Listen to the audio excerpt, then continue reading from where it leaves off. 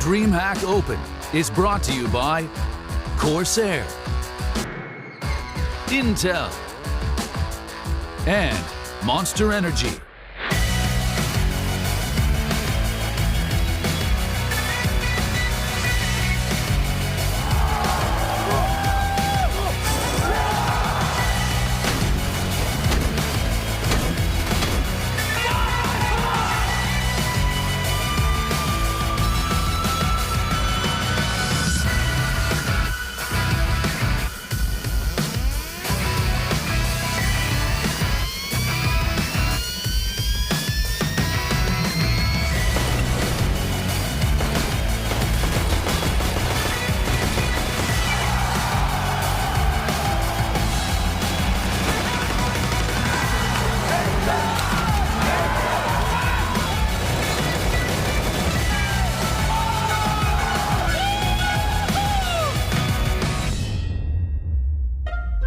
Our opening matchups have concluded, and now it's time to find out who will be heading straight for the semi-finals on Sunday here at DreamHack Open Leipzig. My name is Freya, your desk host for the duration of the weekend, and joining me, a star-studded lineup of analysts is, of course, Potter and Maniac. We have had some very spicy games today, haven't we? The four that we have seen, these four best of ones. There's been some upsets, there's been some tribulations, definitely to our predictions.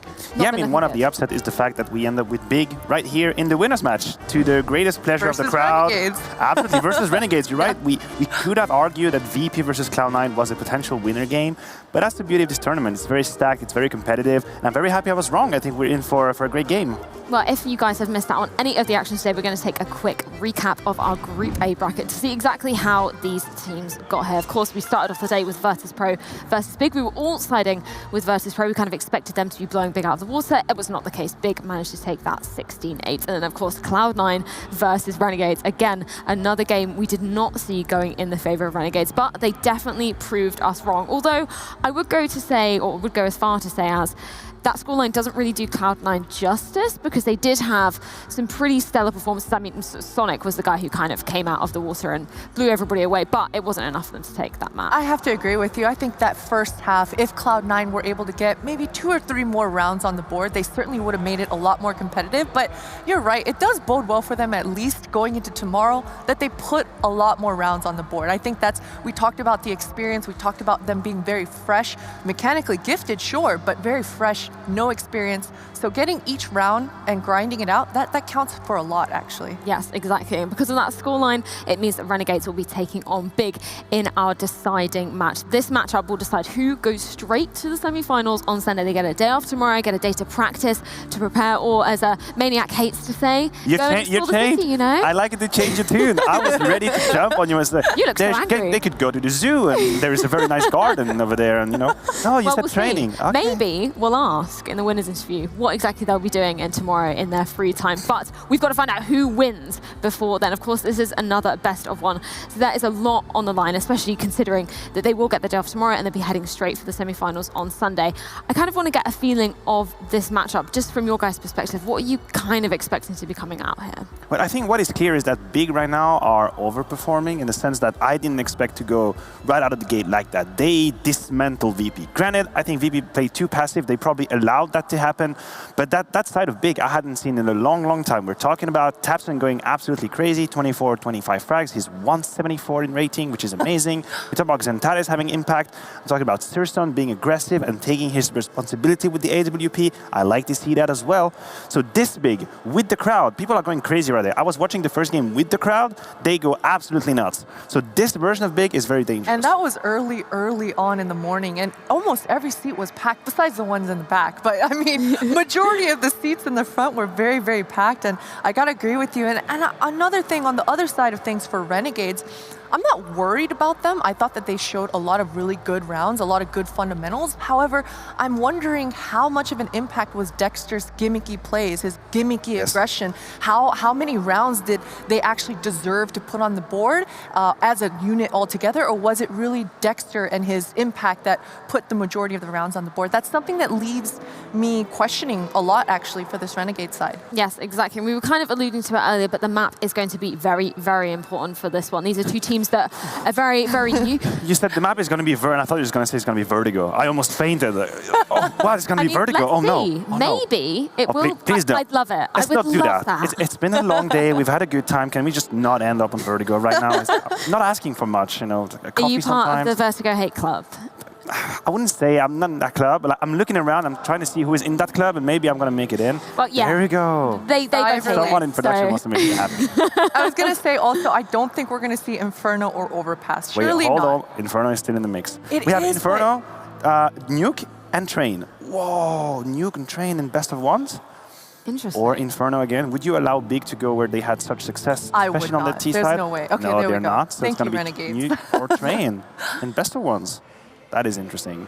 Call it, Matthew. Nuke or It's a Train. Train? Oh. I'm out. That's it. No, I'm done. I'm not going to have any prediction right in the whole day of this event. I'm at 0%, map-wise, win-wise. If you have any question, just ask me. I'll stay over there.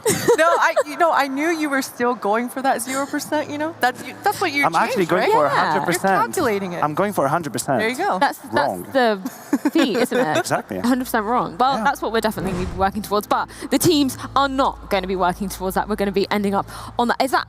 I mean, that is a surprise. Obviously, you meaning up a Potter. Are you surprised by that map pick coming out? I think so. I mean, I think what Matthew said in the last series, it still carries on and remains throughout this one. Nuke, it requires a lot of thoroughness, a lot of prep, and a lot of, what's the word I'm looking for? I'm not sure. Smoke? Stamina, okay? Because this is one of those maps where you can easily find yourself 11-4 down deficit, 12-3 halves. The CT side, it's very, very strong. It's a very CT-sided map, so you've got to have that stamina and dexterity to be able to grind it out and make it a close match. Yeah, and I think one of the questions that we have as well right now is, where is the map pool from Big at? Because they have had a lot of changes in the roster, you know, they bring Sursa and Kiro. Are they ready on Nuke? Because that's the map that's not going to forgive you. It's very punitive. If you fail any of your utilities on the T side, if you have a rough start and you cannot find solutions, I'm not sure that they have the depth in their playbook right now to play Nuke. I mean, they made the choice, so obviously they know what they're doing, and I hope that Gobi has prepared his troops going up against Renegades, but that could be a risky veto for a relatively new roster. Yeah, but I also want to touch upon Renegades in that same sort of vein. Obviously, they've only just come into the organization. They've got a new player in the mix. Do you think that we could potentially be seeing the same kind of fate from them? I think that Christine was dead on when she said that what Dexter did on Overpass in that first game was amazing, but it is a double-edged sword. Because it's fine if you're going to take all the risks alone and clear so much of the map on your own without any safety net behind you. What's going to happen if your opponent is ready for it and they wait for you and they capitalize on you and get that 5v4? If I'm Gobi right now, I'm watching this and I'm trying to figure out, okay, where is Dexter playing? This is the weak spot, we go on him. For sure, but you know, another good thing, positive note for Renegades, although Dexter got majority of his kills with the gimmicks, INS, he was playing just really, really solid Counter-Strike, just sticking to his fundamentals. You know, we hardly talked about him and he was hardly known in that server, and I think those are the best kinds of plays. It's just fundamentals are strong, foundation is strong, the kills just kind of flow for you, and you don't have to be that hyphy, starry type of player. Yeah, exactly. I mean, I kind of want to touch upon Hats as well. He's obviously the new member of the squad, taking place of Dick Stacey, and he had a very, very good performance earlier on. He went 19 for 15, which is great considering this is, I believe, it's his first LAN with the new squad. So I'm kind of excited to see where he goes, especially on this map. Well, what we learned from Dexter when you were talking with him is that he feels fine with all the roles that he has been given. He had to step into Dick Stacey's shoes, and he's doing it fine for now. We have a very limited sample to judge to base it upon. Granted, Overpass was fine. Now Nuke is going to be a great test. Also, when you think about the defense and the amount of rotations that you need to have on lockdown, you need to know exactly how to react when player A goes down, player B goes down, who is going up, who is going down. That is a very, very hard map to play on the CD side. Now, we're going to see if Hats fit into the mix, because this is where he's going to need to make a lot of decisions, split-second decisions to say, okay, this is where I'm going now, and that's going to be a great test for him. Yeah, exactly. We can see in-game leader Dexter up on the screen, who we were saying beforehand, and even in the interview when I spoke to him, he's very calm, very collected, very cool, and also not setting unrealistic milestones for the team, because I think that's something that a lot of, not necessarily because they're a new team, obviously they're under a new org, but teams are coming into something and hoping for huge results. get disappointed when they don't happen. So it's kind of refreshing to see that sort of mentality from an England leader. Absolutely, and just having that steady hand. We spoke about his voice and just his demeanor in general, just being very calm and collected. I think that all bodes well for this Renegades side. And speaking a little bit more about Hats and his addition, when we look over towards the big side, we just saw tabseN just go beast mode in their first series. And we spoke with the coach and he said Keto, his addition to this lineup has had a huge impact specifically for tabseN individually. So I'm curious to see what kind of impact Hats has on his teammates, how he's going to enable the success of the whole picture, the success of the whole team. Yeah, and I think that is a very great illustration for people at home to realize that one player's performance can come from a lot of different factors. What roles do you put in him? What responsibilities does he have? We heard it from the Big's interview. The fact that tabseN doesn't have to do all the opening fragment, he doesn't have to take all the roles for himself, that allows him to perform very well. Maybe Hats is able to do that for Renegades as well. Because he fits well into certain role, then players like Ince, like Dexter, they get to do what they're good at. And this is key, and I think that our role as analysts as well is to talk about that, is to talk about the players that fit perfectly where they need to be without having crazy frags, but they allow their teammates to shine. Yeah, exactly. I mean, that's kind of maybe a bit of a stretch, but I feel like there's Astralis elements to that, right? There's some of those players that sometimes they're not, you know, popping off and making crazy plays, but they're just consistently doing their job. I mean, Glaive is a perfect example. He only received his first MVP. I go for Glaive. It's like the best example possible. Like, yeah. Let's be like Glaive. Absolutely. And I mean, the best line coming at a coach is just 3 words. Do your job. Do your job. Don't do more, don't do less. Just do exactly the responsibilities that were given to you. And I think that's something that a lot of players are trying to get used to. You know, in the days of the past, we've seen a lot of players kind of out of position because they're trying to do a little too much. You know, they have that heroic mentality. The I think I can try to turn this round back in our favor. And so sometimes it is just best to just stick to your fundamentals, stick to your groundwork and do your job. Yeah, exactly. I mean, we saw Big obviously playing in our opening matchup with Vin. In case any of you kind of missed it, were there any sort of, because we all sided with Virtus.pro, we kind of expected them to be the favorite in that matchup. Was there anything sort of surprising from Big that you potentially weren't expecting to be coming out, or do you think it was more the fault of Virtus.pro, which is why it went that way? Well, after that game, I actually talked with Toby, the coach, and I told him my opinion about VP playing way too passive, and he agreed with me, and he was as surprised as I was that VP would allow them so much space, because the point is, they knew how to take banana control so that VP cannot be aggressive, but he was expecting some kind of answer, some kind of response, some kind of aggressiveness here and there. It just didn't happen. So he said, that's the first time that we actually play and everything happens just like we want it to. And Counter-Strike is not going to be always about that. Sometimes, you know, you have a plan, it just doesn't work. You have to make do, right? I'm waiting to see that Big. I'm waiting to see Big in trouble, having a hard game, maybe no money, financially in a very bad situation. Can they rise up to the occasion? Because they've just had an A plan that worked really well and they destroyed VP. But exactly. Will this be the game that they reach that trouble? I'm going to start off with you, Potter. Who are you taking to take this best of 1? I got to stick with Big here. You know, they looked extremely strong in that first matchup, and the whole Dexter factor, not sure exactly how impactful that is. It's such a huge question mark for me, so I'm going with Big. Nope. No, I'm not doing this. I'm not. I'm not. Okay, all right. Did you say Big? I went with Big. I want to say Big one too. more go. I want to say Big too. Okay. Can I say Big too? Yeah. Go for it. You know what? Potter. Do what your heart tells you. Oh, okay. Yeah, no. Production disagree with you. So you got to go with Renegades. Yeah, obviously I meant Renegades. Which means I'm going to take Big as well. I'm going to agree with Potter. She's been the force carrying me through these predictions of what I got right. The one good. This is going to go so bad for me. If it is Big and I said I'm going to be so sad. Well, I think it's going to be particularly interesting considering the map that we're going to be going on, the map Nuke. But I also am very interested to see the Twitch chat polls. Of course, it's going to be favouring Big. But you've got to consider this. We are in their home crowd. So we're in Germany, we're in their hometown. So I think the crowd may be a little bit swayed. I mean, in Seville, they were very much in favour of Movie Star Riders, which obviously they didn't do very much there. But I'm super interested to see how this map is going to be going down and who is going to be taking the first spot in Sunday's semi-finals. Make sure you join us after the break.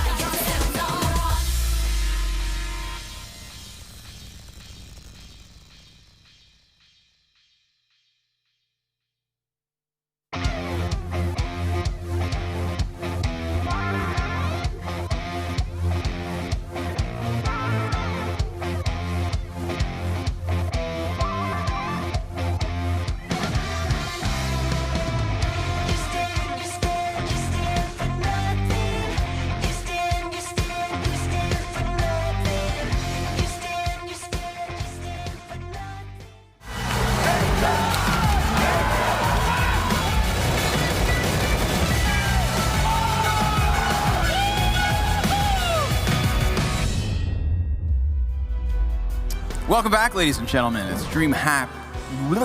Welcome back, ladies and gentlemen. It's DreamHack Open Leipzig 2020. We are here still with opening match. Not my opening matches. We're done with the opening match. Can we just restart this whole segment? We start the whole segment over again.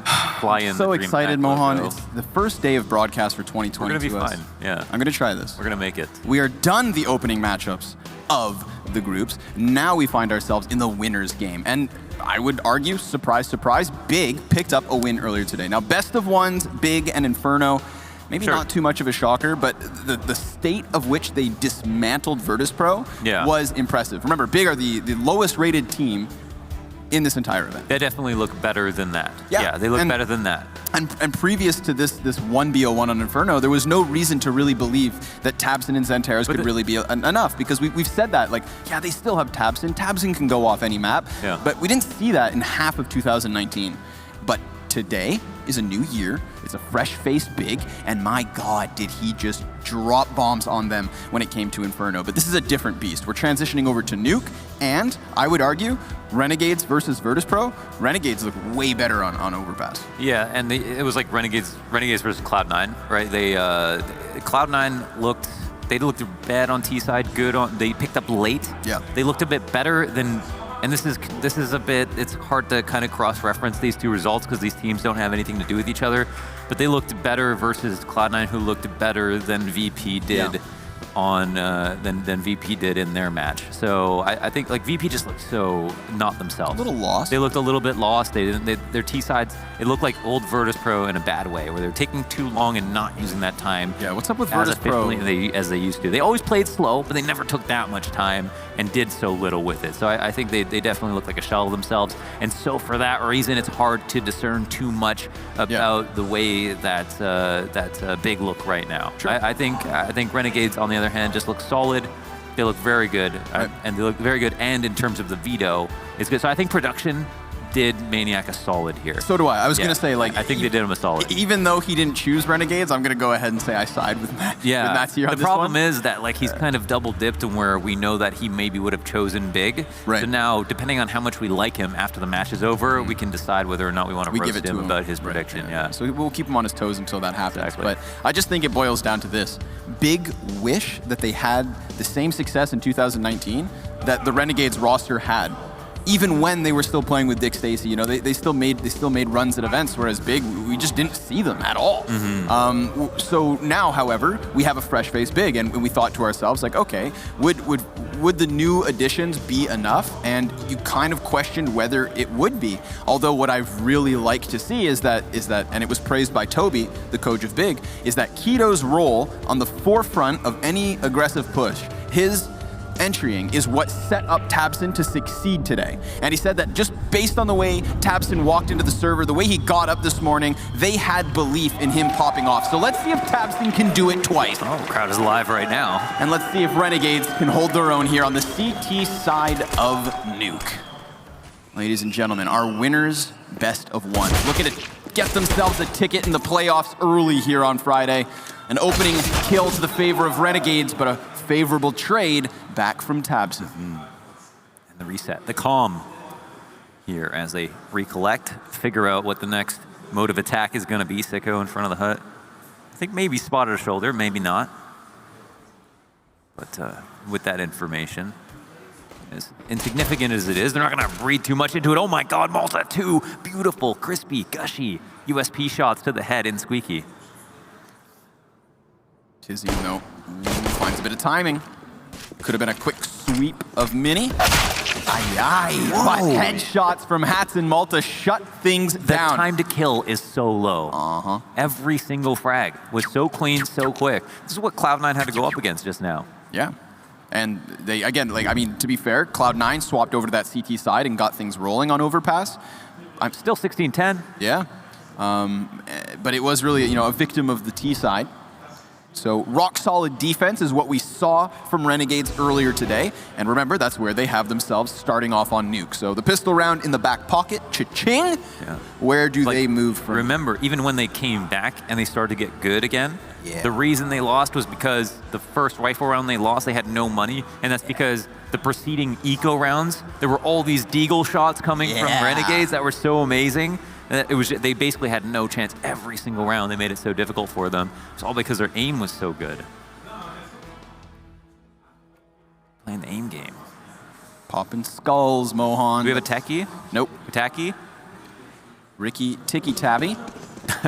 Let's get right backy into the action. Oh, and Into the Aki? Yeah. Okay. We've got 2 MP9s. We've got a FAMAS, a Scout, an M4. A nice mix of weaponry here from Renegades, and they face off versus a Scout as well with Searson. So Big could add a couple kills to the tally. There's a Deagle headshot from Tizian. Now this Scout is deadly outdoors, but what scares me most is Tabson's Deagle. Even at that range, I'm worried about him, but he's done a good job of putting that Scout into position. They can hold secret stairs. He can try and bully anybody who may be outdoors on Garage or Outer Heaven, really looking to encapsulate this A bomb site. Of course, it's the FAMAS that's been dropped from Dexter and not retrieved. M4 still in the mix for Malta. Tough on the T side. So much distance to go through. The smokes. Gives him a gap. But still, he could wrap through Mini quickly. 3 bodies outside. Tizian, another one. 2 Deagle Juan Deags. Potential for a third, but Malta's M4 gets a bit aggressive. Rotations late now. They're not even assuming that they need to drop. We're hoping that it was some kind of farce, but it's not. It is ultimately a lower take. Rotations now. Late responders here as the CTs come up to the ramp. Scout gets tagged all the way down to 31 HP, and another Deagle pops up in his face. That's in a tough spot. Searson takes him out with the Scout, and that leaves Malta all alone. Now 1v3. Come on, buddy. He's got 2 frags to him. Could go for the ace and the clutch, but that M4 a bit too valuable to forego. So what do you know? A force buy from Big pans out. Big props to Tizian, those 2 Deagles from inside of lobby. You know, you'd think that maybe it was Tabson's Deagle and the Scout combination outdoors that could have maybe peeled a couple of players off from Renegades, but no, it's Tizian. Dropping bodies. Very nice shots, yeah. And unfortunately, you know, if there was one step better for Big, it would have been getting their hands on the FAMAS and maybe taking down Malta's M4. So that's not a part of this. They'll still have 2 Scouts and an MP9 as they hop and skip into the third. Here he is, the #1 Mark Winther impersonator, Tizian, with the Deagle shots. Very nicely done. Yeah, that's beautiful. And all they have to do is wait after that. They have the smokes outside. They chill for a second. They wait for a rotation. They wait for an adjustment. And then he gets the second kill. So, I mean, that's what you expect out of Renegades, and Big have an answer for it. Tizian, kind of man of the action, is ready to go here into round 3 as well. Mac-10 out, doesn't pull off the vent drop just yet, but then gets away pretty cleanly. Nice double headshot into Dexter, and he's also got lower control. Or somewhat. There's still 2 CTs down here. Yeah, Malta's trying to sniff him out, but he's gotten himself around the corner. Malta's in a big position. They don't know there's a player on the B bomb site, and oh, that would have been huge, but Tizian is making plays, whether that be digging bodies inside of lobby or getting into the mix down here on this B site, but ultimately it works. He upgrades himself into that M4A4. All 3 kills this round are Tizian's. Wow, well done. Damn. Yeah, that's a nice round from Tizian. And if I'm not mistaken, he had a good first map as well. I mean, on top of, obviously it was a Tabson show. I might be wrong about that. I think he had a high amount of opening duels. I think he had like 8 opening duels won. So a little bit hard. You might have to dig a little bit more. Listen, I'll go digging. Yeah, go digging. You keep yabbering. Find some gold. But yeah, I'm pretty sure he had like 8 opening duels that he won on that first map. Was a great entry fragger and is carrying over that same energy into this map right here on Nuke. So here it is. They come back from the pistol. They win 2 rounds in a row. They look good doing it. They hold solid ground here with the amount of money they have. And with those opening matches, we got to see, it builds a storyline already. You know, we're still early into it. And I got to say, I feel for the desk. This is is one of the hardest tournaments ever to try to predict when it comes to the opening matches. Right. All of the roster changes, all of the break, the boot camps that we don't know anything about, the teams that have never played against each other, a whole bunch of rosters we haven't seen in some time on LAN. And you've got to decide, like, what are their maps, who are they going to be better against. A lot of these things they're finding out, just as we are. Yeah, you were right. Tizian had a crazy map earlier. Yeah, he was 9 and 10. But he did have opening duel. Find the duels. Okay. What's important is that he's rocking bodies over here on the second map of the day. There's a casualty in the mix, a team kill from Keto. And then another one added to the tally as Malta USPs him down. Sweet revenge. But there's that Deagle, body shotting to a third round win. Big 3-1 on the T side of Nuke. I mean, they've got to be feeling good already. Yeah. Yeah, Tizian's almost met his quota already on this map, so that's nice. And the buy in response, a little bit low on utility. Always tricky. Like there's a spot where on a lot of maps you would buy. On Nuke on CT side, you're like, oh, maybe we do want the extra 2 flashes. The grenades. A couple of smoke. Yeah, grit. They're so important. I mean, you just don't want to lose streak on CT side of Nuke. It's just it's so difficult, but it's something that you're going to just mentally juggle all the time as an option.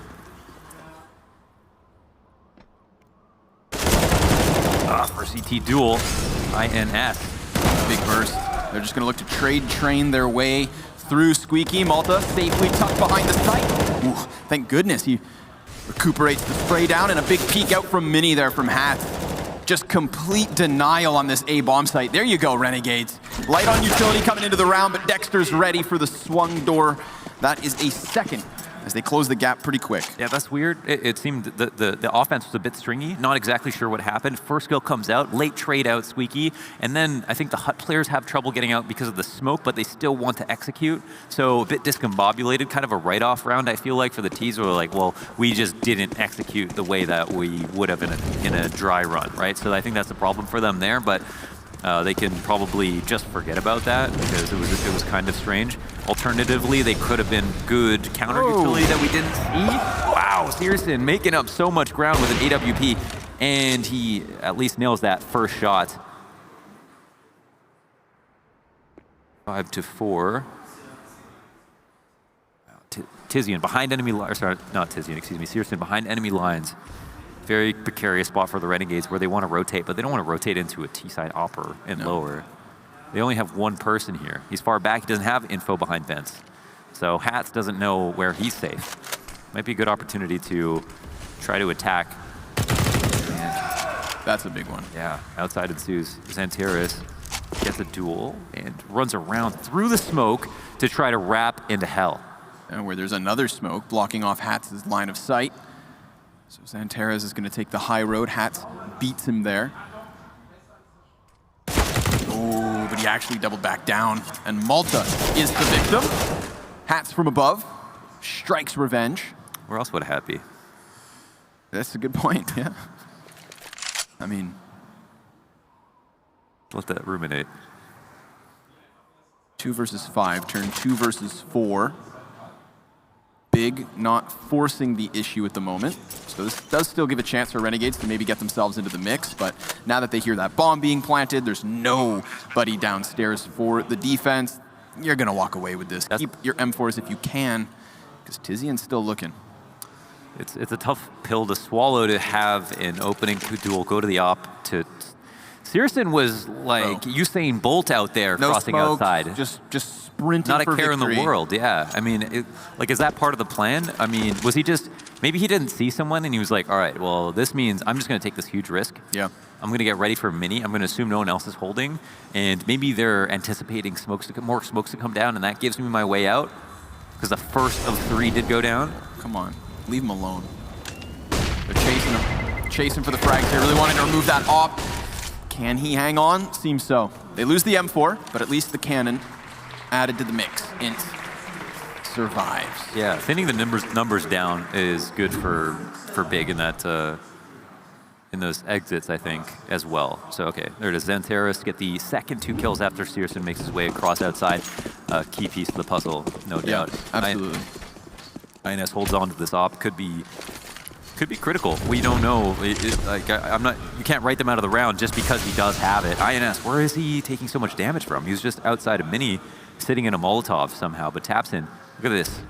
The Tabby Cat has snuck into lower, unbeknownst to the CTs. See if he can make this MAC 10 per. You know what I'm saying? Yeah.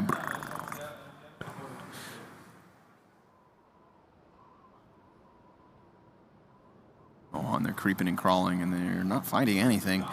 Hoping that Renegades may be tucked away down here on this lower site, but so far, I mean, B site has not even been a challenge for Big. Yeah. A Secret Stairs has not been a challenge. True. The only time we've really seen them falter was A in the pistol, and then B when they tried to force the issue on the A site, and Renegades kind of got the best of the Hut players. Secret has been like their event drop. They've been able to cross all the way in like 20 seconds. It's really just a bigger vent. Right. Think about it. Yeah. Now they are the termites beneath the floorboards. Your imagery is just on point today. Thank you so much. Tabby cats. We Appreciate that, got yes. termites. What's with you? Watched Animal Planet yesterday. Oh. Zaboomafoo. Sicko. Not much to lose here. Go ahead. Try. And he does. Valiantly. Drops Tizian to 17. Dies. No harm, no foul. Tabson could be next up. He's got a Mac 10. You know, that's expendable. Be free, my Mac 10. Run, my child. He's got a back turn, so come on, Dexter. Do it. Okay. One of those moments that once the head's turned, you sweat. But he gets it. So SMG thrown over to Hats, 4 survivors for Renegades, and the same can be said for Big. I have a theory about that too. It's like trying to, it's like also, you know, it's the model's a little bit more hunched over and stuff, but it's also, it's like, have you ever tried to predict how a bot strafes? Yeah. It's like impossible because the bot is not Bot. a person. Yeah. So when someone's turned, they're not looking at you. They're not thinking about how you're shooting at them. So now they're even a harder target because you don't know how to predict where they're going to strafe. Okay, so you're saying Tabson's a bot. I didn't say that directly. Oh, but maybe Keto is. That's backstab and a half. Okay. I mean, listen, Renegades can't get around on the board. Wait, aggressive forward control outside. The perfect response? We'll see. Yep. That would be what they needed. Maybe Sicko breaks onto the board. He will.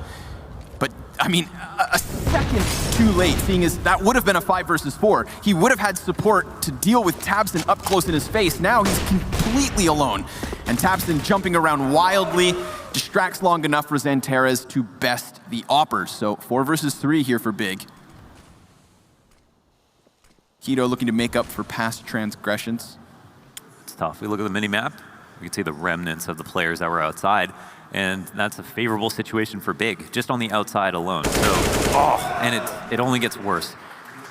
Hats wants to hold on to lower, but he's also kind of playing in tandem with his players outside, because once they cross secret, his spot is now compromised, but now he feels unsafe lower because they don't have outside control. He goes back to check on his initial spot, which is ramp, and there's somebody there waiting for him. A great move from Big, but it's a symptom of the fact that the trades went their way early on. Executed. Keto getting... Ooh, round's not over. Okay. If he had more than 8 health, maybe you could believe, but sure enough, a single shot from Keto is what takes it. So yeah, okay. He did stab Tizian in the back, but then he also got that nice timing on the ramp player, sneaks up into heaven, clears out Mini, gets the bomb across, and then seals the deal when we had that last moment heroic. We'll call it a blood sacrifice. Yeah, you know, sometimes... Brothers! You gotta give it up. But Renegades, they realize that as well, because this round should be foregone already. It's just these upgraded pistols, a few frags in the mix, looking to soften players outdoors, and they do. Tabson melted to 43 HP. I'd love to fast forward, because I want to know what Renegades are going to do next round about outside.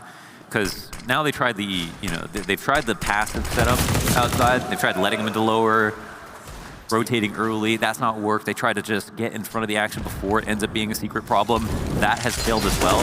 So if you're Big, you're like, well, open's just this point of exploit. We're going to keep going here. Yeah. Keep battering this wound, right? Just pour the septic acid all over this open wound. That's what they want to do with secret. But what are Renegades going to do about it? Do they have the antidote? Well, I mean, I was expecting maybe something like this. Put a couple of players towards ramp at the beginning of the round, get into secret early. Like, we saw them fight for the red box, but we haven't seen them just play in it. But come on, Ince. Another. Right there. He's right there. Too many bodies. Tries to add damage to the tally. Timing for Malta as he gets Zantares spinning inside of Hut, and boom! Just like that, Hats Deegs 2. They must have tried to go down vent. Yeah.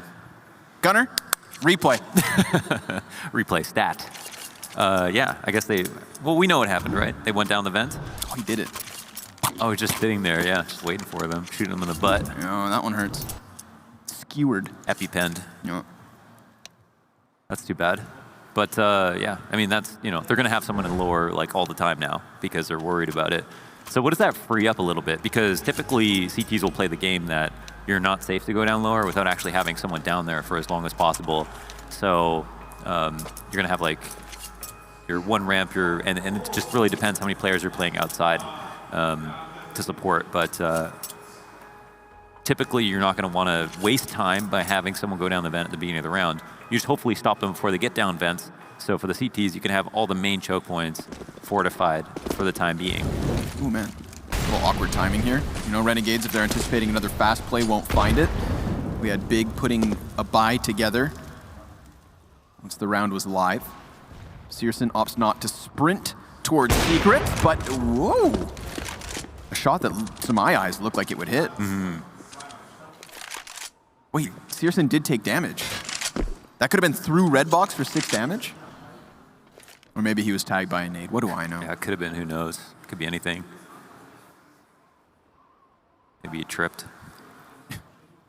Regardless, leaves us in just a nice even keel. 5v5, we got smokes pluming, we got people set up outside. Ooh, something's fancy.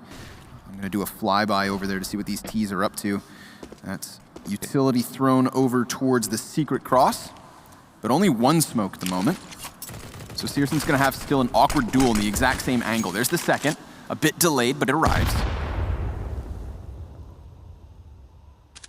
And of course, this is meant to keep still bodies towards the ramp.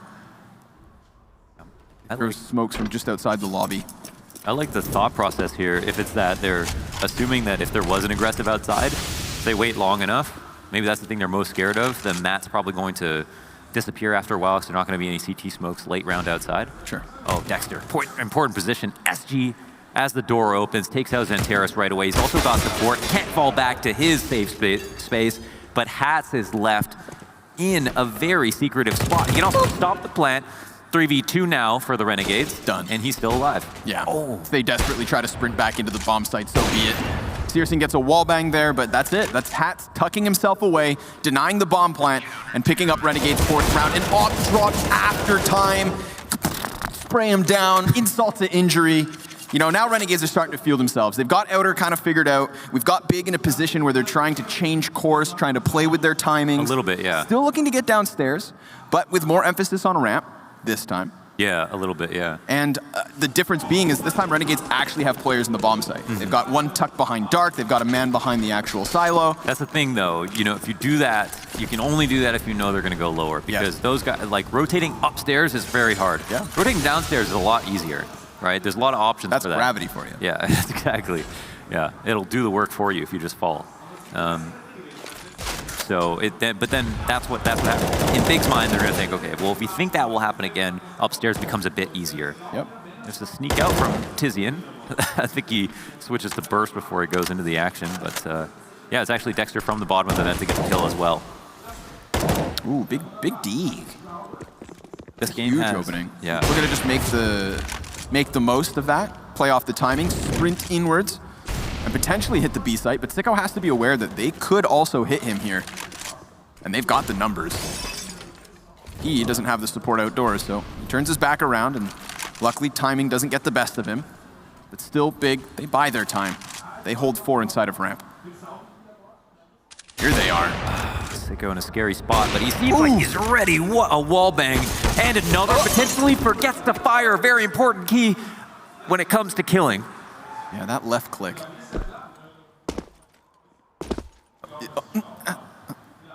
Jumping as hard as shooting at times. All the broken glass. Tabson's got a double back. He gets that bomb. The curious situation is what's going down on B? Dexter, back of the bomb site. This is such a prime spot. Last time they lost to the player who is tucked in Dark. This time, if they go to the back for cover, he's got them. If they try to plant on Old Toxic, he peeks out. Oh, he's got them. Yeah, they can't even clear him with the amount of time left over. No, all he has to do is stop Tabson, and he should most certainly do exactly that. So fingers crossed for Searson that he survives this, because he has that AWP. Oh, that's 2 rounds back-to-back with a kill after time. Yeah, that really messes up your economy. Not just because of the immediate buying decision you have to make right now, yeah, but just for the future as well, which is all the money out of your pocket from that loss. Bro, 2 flashbangs, and that's all his money. Here's $400, kid. Spend it wisely. Yeah. Damn. Short change. Well, I suppose that's the most efficient. Yeah. And they're just going to run straight out onto this A site. Imp has his M4 in hand. Malta's got the cover. Good positioning, easy crossfires, sweeping away the round. Renegades tying things up here at 6 apiece. Nice. Yeah, nice bleed back into it. So what do Big have left over? If were they a one-trick pony in some sense with the lower takes? Well, we'll find out this episode, as we now will find out with another rifle round finally. Searson should have been able to buy last round. They would have been able to buy then. Instead, because he dies after time, he ends up buying an op now. So it would have potentially been just a 5 rifle buy that turns into now a delayed buy with the op. Maybe slows down the tactics a bit. I don't know. Searson doesn't seem to move slowly with his op. But he's also not outside. Did change things. Oh, he is, actually. Xantares was here in lobby, heading towards ramp, gets called back to go outside and play off of the roof instead. So some slight adjustments once the round gets going.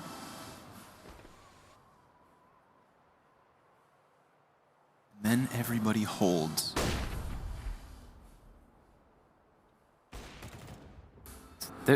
It's a little bit weird for the CTs because they haven't actually dropped anyone lower. They're leaving outside wide open one more time. Searson's just making his way across, and like, they can't stop him. They get an opening kill on top of all of that, and there's no easy way for Hats to rotate in this spot. He doesn't have any info from his teammates, only that communication. I guess Sicko was passively watching outside, but he doesn't know anything right now. Nope, Tabson's above him. Doesn't have an angle to clear, but oh, poor Dexter. He walks out of Mini. Xantares from above it. Crucial kill. We've had mid-round moments like this where Xantares steps up. So now, extending the man advantage to Tabson taps and puts Malta to sleep. So I think they're falling apart just because of this. It didn't seem like after all of the clues about outside and how that's been causing the problems, that on this rifle round that they would just completely forfeit it, especially with the amount of numbers left. yes. So I don't know why they did that, but it puts a lot of pressure on Hats where I think he doesn't deserve it at ramp when he has to decide how to rotate. No one's helping him secret. It also could be looked at as free kills as well as a rotation to help Mini, for example, if you have someone playing in secret. So a lot of good reasons, I'd say, basically, that I feel like the Renegades should be focusing more on secret and lower in general in the early parts of the round. And I'm not sure why they're not. I think they're a bit too overstacked on upper. All right, here's an alternative. Sicko uses his own smoke to get in front of secret. Hopes that somebody rounds the red box, but for the time being, Searson goes over. He's looking for a peek. Very well come his way.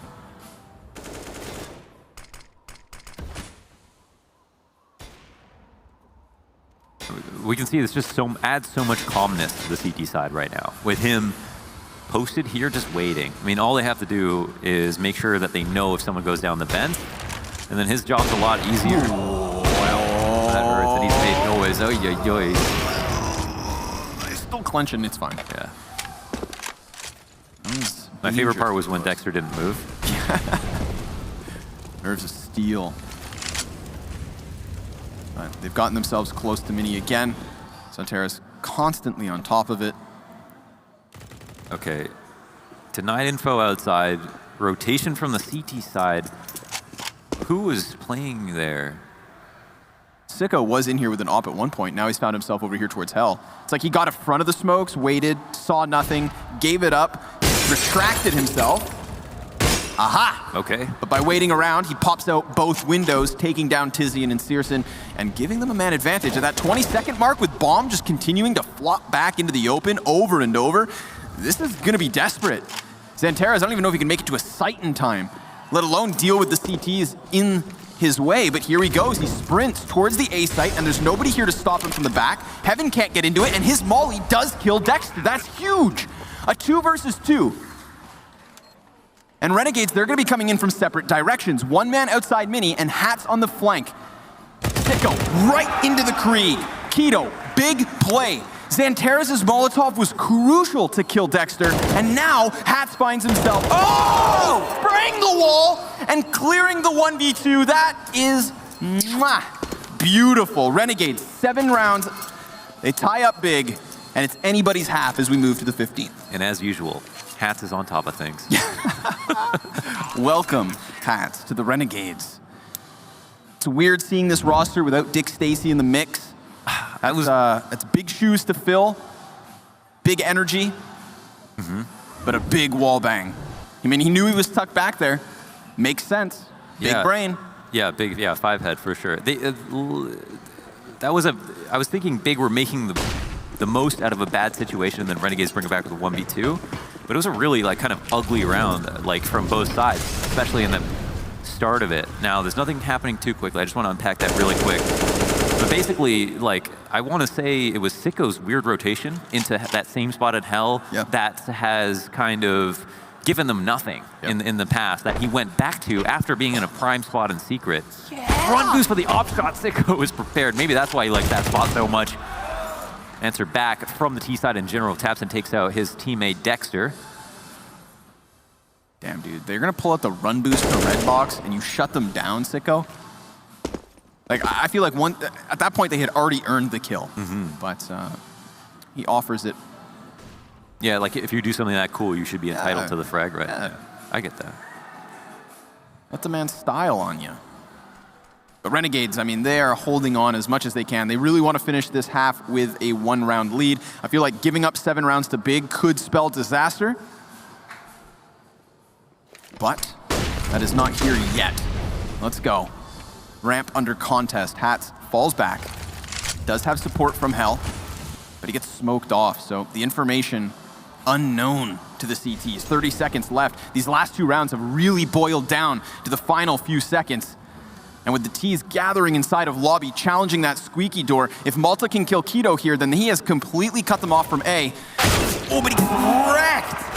AK up close, then Terrace splits in through Mini. That's a 3-pronged assault, simultaneously taking down A, and what should be most certainly an 8th round for Big.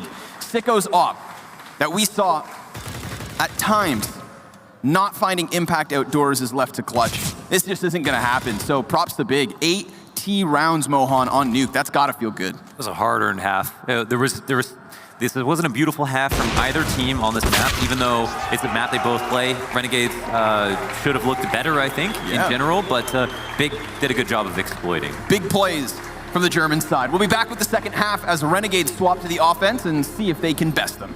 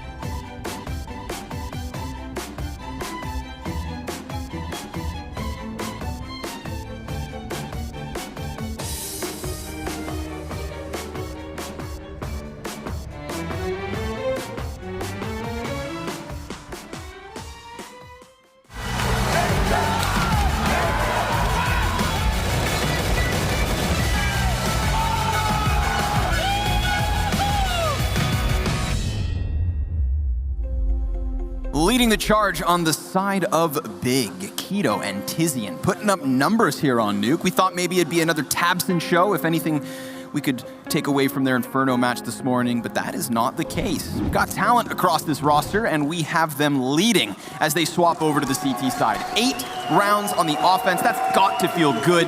If they can couple that with a second round pistol win, then oh goodness. Yeah, it's hard to say who's going to win the map just based on what we saw in that first half. Who's feeling very comfortable right now, I can't tell. I feel like there's maybe some regrets about the veto, just in terms of how the T side went there for Big, but now we'll see. They're in a small lead. They get to go on the CT side. It's going to be Renegades to try to set the tempo, and it seems like it's starting off slow. Here we go. Speak of the devil, Tabson gets in with 2, making quick work of the pistol players, and Tara's finding a frag, and this one just falls on its face. Yeah, in the first round of the game, Renegades basically did the same thing with those very clean, very quick USP headshots. Another one, Tizian. Wow, don't open the door on him. 9 rounds for Big. Now they're in a prime position to please the crowd. I hear a crowd starting to grow out there. I hear the rumblings of some local support. You know, Vince mentioned it when he was casting earlier today. 2017, Big walk into Leipzig, win it, and maybe out of nowhere, after a slow 2019, they find themselves here again. So, look, it's a feels good for now, but oops. Yeah, they've let someone to lower. That's the bomb. Tizian spotted him, though. Bomb's getting planted. Can't do much about it. He's still got enemies upstairs. And they're causing mad problems. He's got to switch to his alternate gun. Where did the planter go? He's dead. Okay, that's it. No problem. It's over. For a second, I thought that the bomb planter was the one who had fallen to his death inside of vent, which would have been quite funny. That would make it a lot more funny, yeah. Yeah, but it's not the case. So I'm scratching my head as to where Ince fell, and more importantly, bomb was planted in the end. Yeah, that's all they really fought for. They got the first guy down, and they didn't bother trying to sneak anyone else out. I guess he just had a really good spawn, and he thought, I'm just going to try this by myself. Let me go Jason Bourne style down the vents. Tagged. Yeah. Oh, wow. 1,000 ways to die. That's one of them. But I guess many people have died that way. Yeah, sadly. That's kind of a flat way to go out. Right. You got to do a Cold Zera style. Come in with like less than 10 HP and win the round. Yeah. Or Cold Zera style, jump off a skyscraper. You know, if you're gonna fall, fall from the sky. Do it from vertigo. Here we are, Mohan. We're into the gun rounds, okay? Okay. This is when it gets real. Renegades already to 3-round deficit, on to the harder side of Nuke, and equipped with what could be the key to their success. They're going to try and pressure Xantares by the looks of it. A well-timed Molotov could curb their enthusiasm. Oh, but he gets away. I wish I had a Larry David joke to couple with that. That's really killing me right now. That's too bad. But ramp control is theirs. Not a bad position to be in. But Tabson gets that kill. Any damage dealt. I mean, CT rotations are heavily into lower, right? So, but like they're not playing anyone outside, which is interesting. So that means like Heaven Wrap is probably the most appealing position for the T's, but they don't have all of the info. They're gonna make some guesses. They do make it into Heaven. First kill comes out, trades to follow, but Keto has done a great job. 2 for 2 is just fine. It's obviously not gonna be the easiest retake, but it's probably better than it could have ended up. They're still potentially on for this. There is timing. That could have been the big one, but Hat does come out with the kill in the end. So yeah, that's the ramp to Heaven play, working wonders for Renegades. It did take 3 players coming in from Heaven.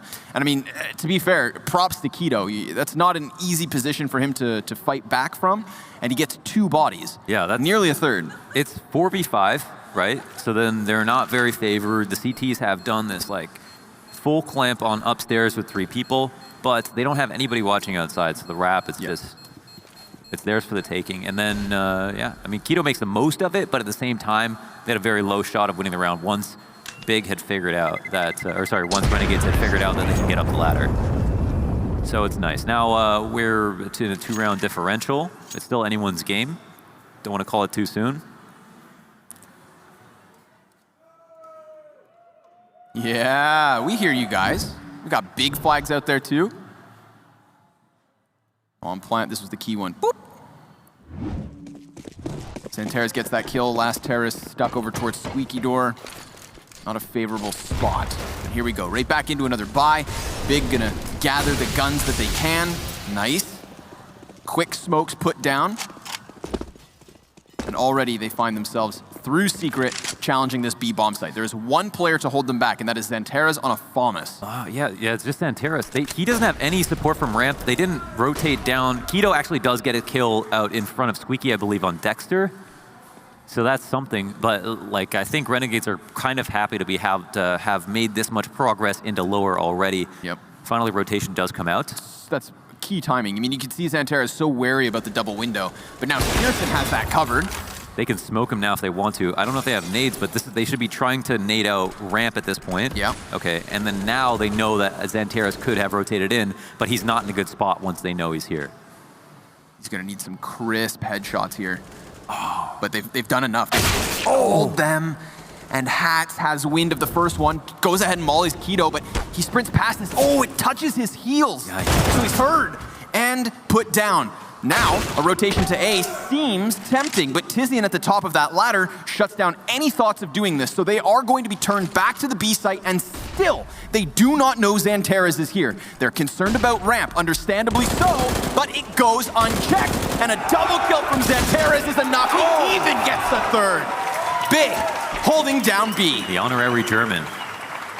That's nice. I think his spot worked so well because of the amount of time it took after all the rotations came in to take attention away from him. They spot one at ramp. They think maybe he's the first rotator and that no one else has come in just yet. And Santeras has gone silent for almost 20, 30 seconds. Yeah, 40 seconds. Just sat there. So, yeah, I think there was a moment there where he could have been cleared if they decided to take the site fast, but I guess his teammates dying was a blessing in disguise.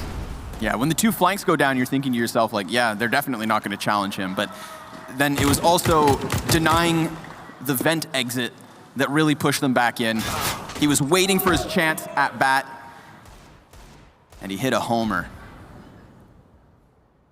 Not only that, the fruits of their labor, Launders, nothing but pistols here in the 20th round. So Big looking to extend their lead to 4. A 12-8 score would be great for them, especially if they can move through this one with minimal losses. They've already hung on to the majority of their utility. They already understand where the T's are at, and down go 3 bodies. This is a very real potential for Big to pull ahead. That's huge.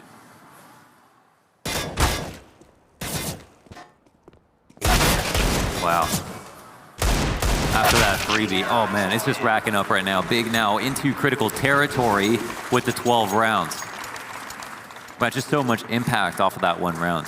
This is sick for them. Yeah. Remember, you're talking about a team that really did not give us much to talk about. At least nothing positive. That's for sure. In the last year. And then they show up here, 2020, home soil, new roster, new roles, and so far success. They take down Virtus Pro, who, in terms of achievements throughout 2019, was the most intimidating team, despite having a slump towards the end of the year. Now, making quick work of Renegades as well, once they swap to the second side. Another roster that we gave promise to, despite also having a new addition. So, I mean, if you had asked me coming into Leipzig where I placed Big, it definitely wasn't in the 2-0 slot moving to playoffs. There were too many other teams that you were going to, based on previous results, have to put over Big, naturally. Naturally. But yeah, you roll it back to when Santeras is announced on the team. You give them credit because Santeras just joined this team, right? But then you fast forward a bit and you're like, well, after all these results, like how could you see it that way? But it makes sense that they can play well, so that's good. Now, Ines takes a lot of damage early on outside. He's trying to cross pretty much alone, running through fire and flame. Doesn't take any additional damage from the Molotov. Wow, Santeras nails that spray right through the smoke at ramp. Flash to come out. Will he come out with a repeat as well? No one is going to challenge, although I think he was right before that flashbang hit. And now he'll have time to run. Yep. As a good ramp player should, try to get down the lower fast. He got to stick around in that fight just a bit longer because of that flashbang denying Dexter. Like, Dexter was in front of his teammates, ready to pounce. Solar Flare blinds him.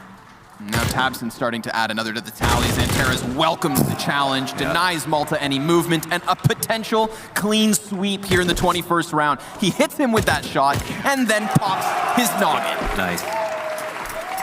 13-8. Sick round from Xanterras there for ramp control. Yeah, and the ramp outside cohesion is a lot better, it seems, for Big than it was for Renegades in that first half, so that's a good sign as well. But yeah, it's all Renegades, on his own here. Basically, yeah, he's just doing this by himself. Yep. I mean, he's controlling the situation. He's taking a lot of duels, but look at them. They're all 1v1s. They're all very safe. And in terms of just pure aim duels, there's like very few players that you'd rather take a duel versus over Xanterras. So, considering that he was, rushed by 4 players, he managed to get himself 2 crucial 1v1s. Just all of those fights were on Xanterras' terms.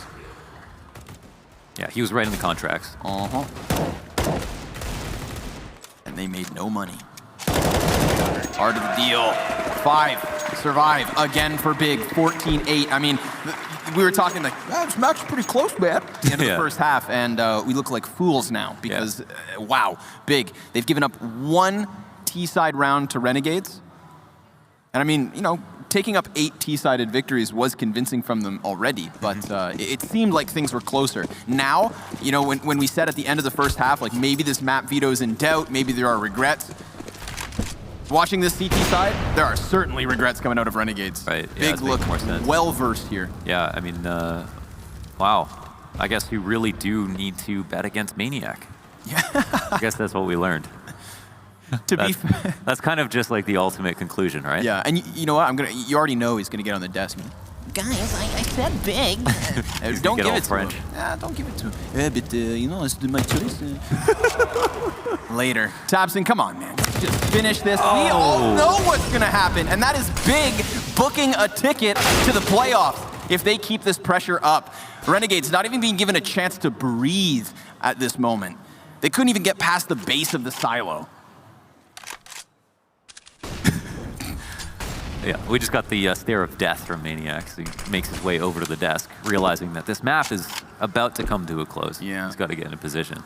But potentially here in the 2v4, we'll see what Renegades can do. They still have an op. I don't know if they have knowledge on tabseN or just if he's left yet or not, but they can better believe he's hungry because he is. Pearson's making his way to their side of silo to kill them in their own yard. Yeah. You go to my house? Yeah, get out of here. That's I mean, we saw this happening at the end of the Mad Lions versus Heroic game, right? And that was just Mad Lions getting super aggressive, Bubsky flanking through spawns at the very later portions of the game, and you understand why. It's just, now you play hyper-aggressive. Now you don't even let them settle into the comfort of their default. You just tear their limbs off. You boil them. Gobble it up. Xanterras ready. Come on, what do you got? Just one. Map's not over just yet. Let's not get ahead of ourselves. Renegades looking to fight tooth and nail to the very end. They pop out the windows. They will walk into tabseN. There could have been multiple bodies, but now Hatch is alone, throwing the smoke. He is unprepared for the peek. A door swung and a frag traded. That's crucial. Keeps it even. 3v3 with ramp control in the back pocket of Dexter, but he gets challenged by 3 players. And again, we're just going tit for tat. Frag for frag. Yes. Bomb planted and a post plant that should favor Renegades. Malta ejects from decon, runs all the way back around towards double doors, and a smoke blocking off windows is key. These smokes are huge. There's only 1 choke point left. Oh, he's gonna go through it. Through the smoke. They're not gonna clear this. Oh my God! He does come back and still gets killed. Malta, best of luck, but it's done. Big, they smell blood in the water and they chomp down Renegades here in this second half. What a showing. That is only the second round that they had to win by way of defuse throughout the entirety of their CT side. That is just frags after frags, big plays, after big plays. Props to Big, the first playoff team here in Leipzig. Yeah, you know, there's egg on Maniac's face like we all like to see. Yeah. Because I think that's when he's the funniest, when he's down. But there's also egg on my face. I was the one who thought that Renegades, based on their last map, would play a lot better. Sure, I said the same. Yeah, they didn't come through, but at the same time, is that only to say that Big looks so extraordinarily good, and that maybe they are the reason that VP didn't look as good as they should. What's really nice about this outcome, I feel, is that with Inferno earlier today, it's kind of like that last lifeline that we always gave to Big, like maybe Tabson pops off, maybe Xantares pops off, and they did. They did versus Virtus Pro. This was not the case. If it wasn't for Keto and Tizian keeping early success for Big on their T side, then I think this game could have been way closer. Renegades would have pieced together a better CT side, but that wasn't the case. And by the time we get to the end of the game, you know, disregard Searson, it's a 3-kill difference between the other 4 players. So props to Big. They showed us a different form of CS here on Nuke, a more difficult map, and still the same result. Big wins for the Germans in Leipzig. Oh, it's not a break. Guess We're going who to the doesn't desk. win? Yeah. Sorry, we get to watch Maniac get made fun Maniac of. doesn't win. I don't know why. I'm becoming an easy target, but you know, I'm gonna take it for the sake of the show. It's okay. I also loved your impression, Scrawny. Thank you. Maniac, that was uncanny. No, I did not like that at all. I thought we were friends. I thought we had something He's doing going it on. right now. That's so Yeah, funny. no, you can do it well too, Matthew. So I'll just thank leave it you at that. There's guys. gonna We be will be checking back in for our final matchup of the day very, very shortly. But obviously, commiserations for Renegades, but Big. They looked so solid, especially coming into that second half. It was just like they could have no flaws. Yeah, I mean, that CT side from Big was absolutely flawless. And I believe we also need to talk about their T side, wrecking 8 rounds, which is very good on Nuke again. About Xantares, defense. They said it on the desk, on the cast, they were dead on. Xantares had all the possibility to go down if he wanted to. He took all the duels, he won all of them, or practically all of them. That gave Big so much space. That was very well versed, very versatile performance from Big. And the fact that they cannot not only play Inferno, they can also have Nuke coming into best of 3s later on in this tournament, that bodes very well. That definitely bodes well. And I think the stark difference between both of these squads, CT side, was definitely that ramp, but really towards that outside yard as well. We saw Tabson out there challenging, going forward towards that T-red box, taking those peaks. We called it Snail. I'm not sure what it's called internationally. Snail, the box, the T-side box, the very first box that the T-side. The one that you have to jump above to take Exactly, information yeah. So, but my point is that Big were willing to take the fight to these guys and was not allowing these players on Renegade's side to take free map control. Whereas on the Renegade side of things, there was a lot of turtling up. We saw them taking those gamble stacks towards that upper bomb site. We even saw them taking a gamble stack towards that lower bomb site. And it just seemed like they didn't really know what Big were going to bring as far as what their executes were going to be. And they were just kind of turtling up and stacking up towards that inside bomb site. Yeah, exactly. I want to pick up on what you were saying about Xantares. He was looking so solid. There was a round 19 where he got that 3K on B site, which was huge. But it was also almost a fault of Renegades for not engaging, because he got the kill and then he got 2 more after that, right? They knew where he was. So that for me was like obviously a huge strength from Xantares, but a little bit of a disappointment from I mean, Renegades. obviously, if you're going to make a mistake against Xantares, he's going to punish you, right? He has the mechanical skills to do that now. You're right. I think there was a communication issue because the first frag probably doesn't give the proper information or doesn't know where Xantares is, because the second one has no idea. He just walks with his back turned. And I mean, if you just focus on Renegades 1 second, there are 2 names that we highly praised versus Cloud9 that completely disappeared. Ince and Dexter. They were at the bottom of the scoreboard. They were the heroes on Overpass by a very large margin. They had 5 and 9 frags. They were 2 and 12 in opening duels considering these 2 players. So that is going to be an issue. I'm not going to take conclusions so fast. It's just the first day. Maybe tomorrow they're going to convince us again. But if they're going to lack that consistency, that is going to be an issue, because we can count on them on Overpass. We could definitely not count on them on Nuke. And we spoke about him a lot in our analysis. Tabson, we have him down here on the desk for an interview. First of all, massive congratulations. You guys are heading straight to Sunday's semi-final. What's the feeling within the team now? The feeling is really great. It goes how it expected, to be honest. And of course, the crowd is really nice, and the team atmosphere is really good. Yeah, I mean, it's a completely different Big from what we saw in Seville. You guys obviously were knocked out in the earlier stages of the tournament. Now you are heading straight to the semi-finals. Are you kind of happy with how the team's been performing and how the team's been gelling together, considering you've got some new players on the lineup? Oh yeah, definitely. Like, the player rounds completely changed. We have a really aggressive player with Kaito. He's doing a really fantastic job, as well as Zurzon. His AWP is fantastic, and and he's doing a fantastic job as well, and he's giving us a lot of confidence. And yeah, I mean, the bootcamp what we had was really, really good. We worked really hard, and I'm glad that it paid off. Yeah, I kind of want to just pick up on that boot camp quickly, if I will, because what were you kind of getting up to there? Was there anything behind the scenes that you were kind of focusing on? Because it seems like it's been such a shift for you guys, considering your form last year, opening up 2020 with such a huge form. Oh yeah, we definitely focused a lot on teamwork, also some not all really tactic stuff, more on like individual stuff and also team play-wise stuff. We have now got B in our back, which is helping us a lot, and he's giving us a lot of confidence as well, because he's a huge mind, and like he knows the game more than anyone else. Yeah. And I'm really glad that he helps us a lot too. Well, he is an absolutely legendary player. Yeah. I know the guys on the desk have a few more questions for you, though. Do you want to take them away? Yeah, I just have a question. So you're going to have tomorrow day off. What is your opinion on that? Is that a good thing for you? Would you prefer to play? And how are you going to use tomorrow? I personally, I would not have a day off, to be honest, because I like to play a lot, and I personally want to have more best of threes. So if that's a case someday, then I would really rather play that, yeah. Coming into 2020, was there any conscious decision or effort that you told yourself you're going to change for this year? And if so, what is it? Nothing specifically, to be honest, but I just want to grind more and work harder than before. I know many people know that I work really hard, but it's always not enough. And that's why I want to be the best. I want to be the best in-game leader as well, and I want to be the best team captain wherever. Like, I had the best team captain before that was Gopi. I want to fill his shoes, and I hope one day I can do so. Exactly. I mean, it's super interesting that you mentioned Gopi there, because obviously he's now taking on a bit more of an active role for the team. Can you kind of give us a bit of an insight to what he does and how he's been helping you as a team? Yeah, he's more than, I would say he's more than a player coach. Like, he's helping more the players, like how handling stuff works, how grenade usage is there, how someone should act in some certain situations. And he's doing a fantastic job on the new players. Many players have, I would say, a lot of issues with that, but he's doing a fantastic job as well. Fatih is a really fantastic guy, and he's helping me a lot as well with the calling stuff. Same as Toby, we have a fantastic trio right now, and I think no one like has this kind of trio with this kind of minds in the back. And quickly, just one more question before we go. Obviously, you've had the home crowd on your side here. They've been cheering for you absolutely non-stop. Is there anything you want to say to those fans that are out in the crowd? Ja, of course. Can I say in German? Yeah, go ahead. Ja, vielen Dank an die ganzen Fans, die hier beigetreten sind. Ja, ihr seid unfassbar gute Unterstützung für uns, und wir merken jeden kleinen Schrei, und es gibt einfach die nötige Energie für uns. Vielen Dank.